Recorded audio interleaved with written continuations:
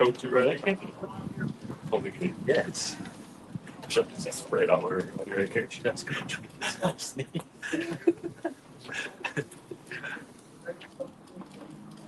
Well, hey guys. What's up, Coach? Coach? Not much. I do want to go 3 for 3. Hey, Coach, I want to ask you about Coach Grant and what his ability's been like with you and having that flexibility. Because, you know, you're doing a lot of stuff during warm-up, so just how is that helpful to you? Just gives us an extra person that knows and understands what we're trying to get done and get accomplished. Not only on the field, but off the field too. He's very good with statistics, analytics. He's helped us with the run game, pass protection, the whole nine. It's very vital to what we do. Hey, Coach, you've seen Yo-Yo kind of get used quite a bit recently, kind of like a six kind of offensive line. How has he kind of been able to make an impact and develop into, you know, a contributor for you guys up front? Well, he's too good not to put him on the field. Yeah. You know, he's been busting his tail at guard, center, tight end, the whole nine. And you know, you got to reward kids that do well and do everything that they ask. And the two are one of the best guys in the unit. So if we could keep six out there, I would love to. Yeah. But I mean, that's not the way that it works. But he's doing a fantastic job, and I'm super proud of him.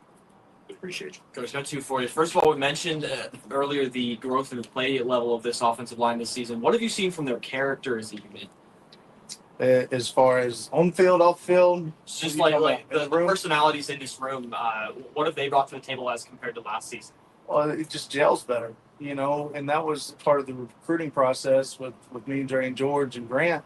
You know, we made sure that guys were going to click and gel together with you know, different geographical areas and personalities and whatnot.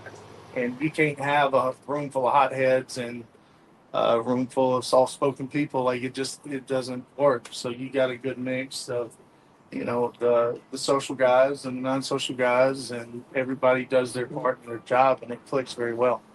Yeah, second one, Ralphie Seven had a couple games now under her belt. What do you think of her? What have you seen, like, as a coach? What have you seen the player response be and the fan response be to it? Ralphie Seven's fantastic. You know, I got broke in with Ralphie Six last year, and I don't know how long she was there before, but man, it's night and day. You know, I love this one. Maybe it's because she's from Colorado. Yeah, it's probably good.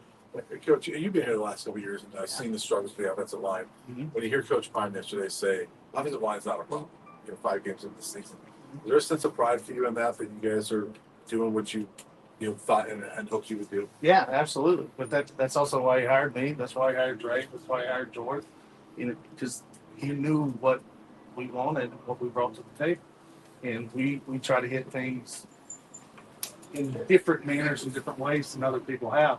And nothing against them, but I've been around so many different offensive line coaches that I can pick the good things that I like and not do some of the things I didn't, and not mesh them all together, and it comes into this. You know. So, as a follow-up to that, I mean, how much of it is what you guys are teaching, and also maybe better talent as well if you guys brought in? Oh, it's both. It's always both.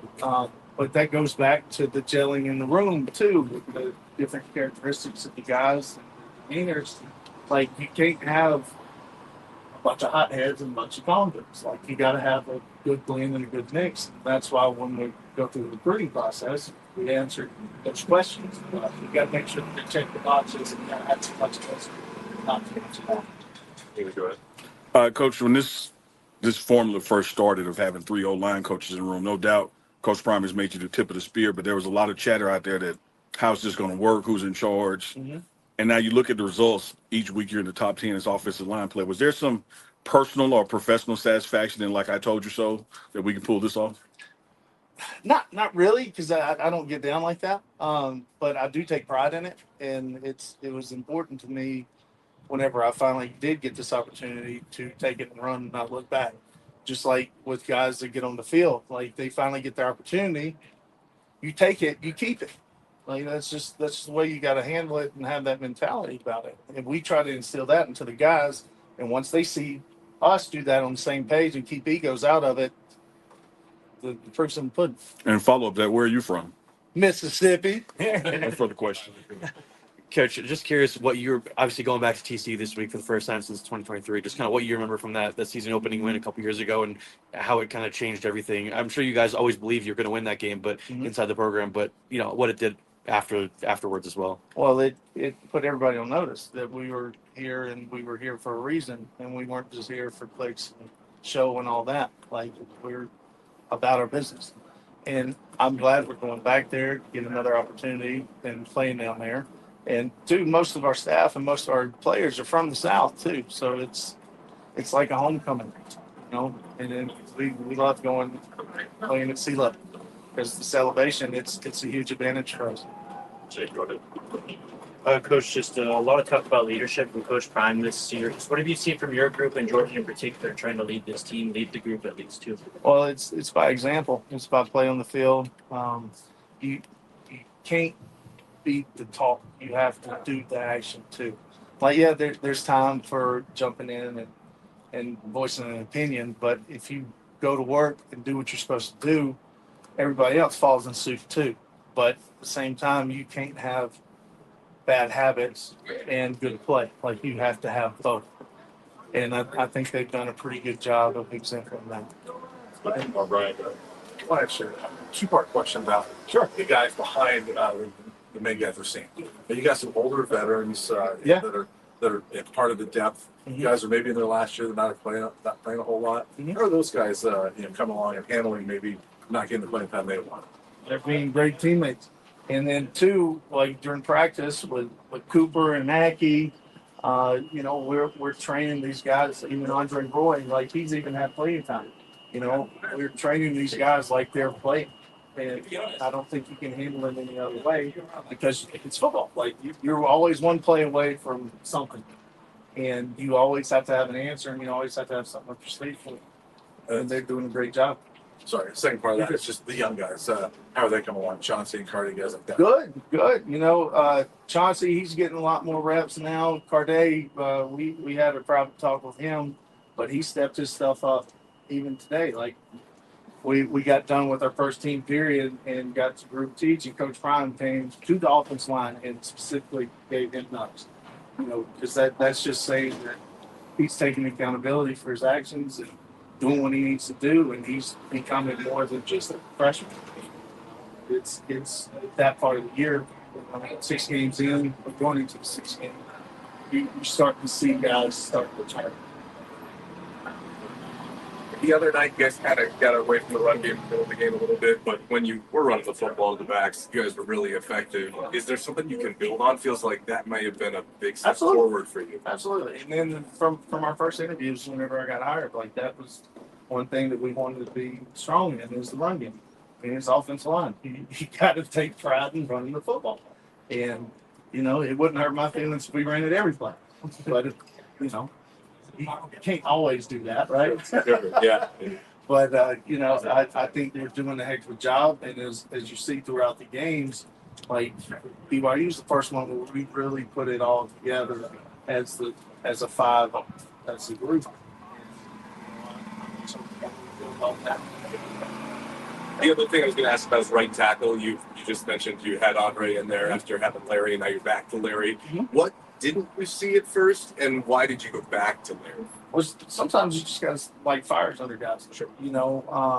Because you can be, the strongest dude in the world, or be able to keep guys out on the edge and whatnot. But if you just kind of halfway going through motions or anything, like, you have to have a reality check because we're not the ones you're looking at.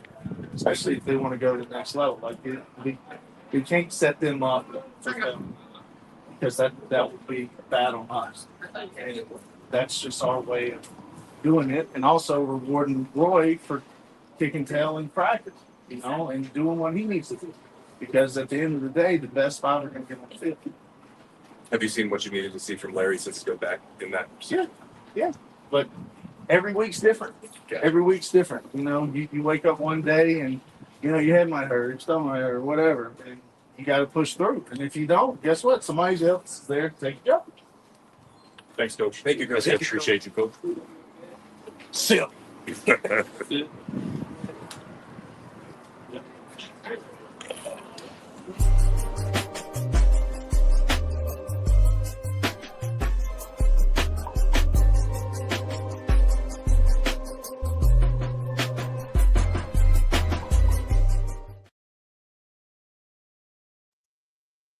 Morning run. It's the morning run. It's the morning run.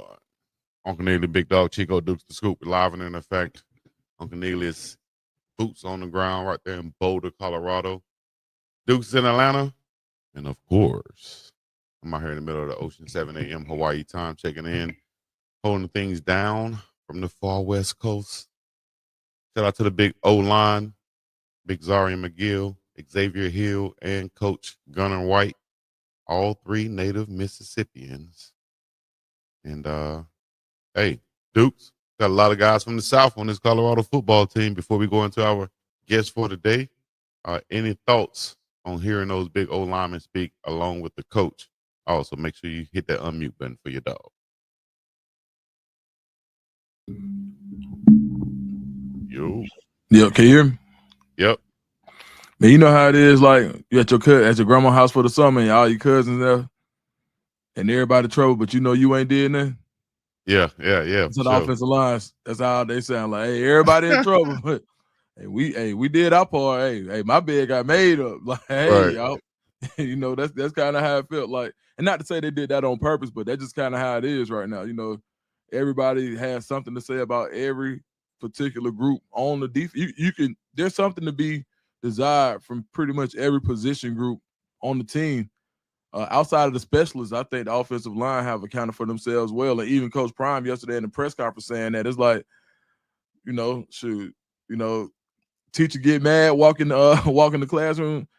Everybody who talking, you know, you can't, you know what I mean? Y'all don't get no recess. Right. Offensive line sitting back like, shoot, I'm going to play. I'm good. Hey, I'm straight. Yeah. For real. Shout out to your Mississippi brethren, Uncle Neely. All three of those guys. Yeah, we about 8-9 deep on the total team, you know.